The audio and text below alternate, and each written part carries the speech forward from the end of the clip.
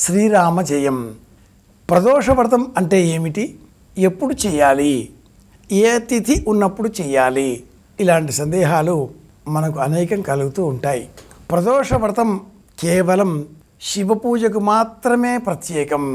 ప్రదోష వ్రతం అంటే శివారాధన అని అర్థం. దైవానికి ఉండేటటువంటి భిన్న భిన్న నామాలలో ఒక్కొక్క కాలాన్ని ఒక్కొక్క దైవానికి కేటాయించిన సనాతన సంప్రదాయం ఆ సమయంలో పూజ చేయాలి. ఈ సమయంలో పూజ చేసిన ఎడల అంత ప్రయోజనం ఉండదు అంటూ కొన్ని వేళలను నిర్ధారణ చేసింది. సూర్యాస్తమయం అయినది మొదలుగా అర్ధరాత్రి 12 గంటల వరకు ఉండేటటువంటి 6 గంటల కాలం శివ పూజకు ప్రత్యేకం. త్రయోదశి తిథి, చతుర్దశి తిథి, సాయంత్రం వేళ అంటే ఈ సాయంత్రం 6 నుంచి రాత్రి 12 గంటల వరకు ఉండేటటువంటి సమయంలో వ్యాపించి ఉన్నట్లయితే ఆ తిథి ఉన్న సమయంలో చేసేటటువంటి శివ పూజకే ప్రదోష వ్రతం అని పేరు. ఈ సమయంలో ఓం నమః శివాయ అని ఒక్క పంచాక్షరి మహామంత్రాన్ని ఒక్కసారి చెప్పినా చాలు, 1000 సార్లు చెప్పిన పుణ్యఫలాన్ని ఆ పంచాక్షరి మహామంత్రం మనకు అందిస్తుంది.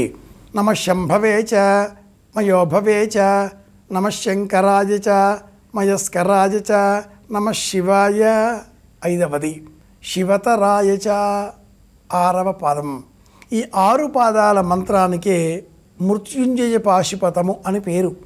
దీర్ఘకాల వ్యాధులలో ఉన్నటువంటి వారు ఎన్ని ఔషధాలు వేసుకున్నా రోగం నయం కానటువంటి వారు ఈ 6 పాదాల మహామంత్రాన్ని సాయంత్రం వేళ ఉచ్చరిస్తే, జపం చేస్తే, వింటే వారికి వెంటనే ఆ బాధల నుంచి ఉపశమనం లభిస్తుంది.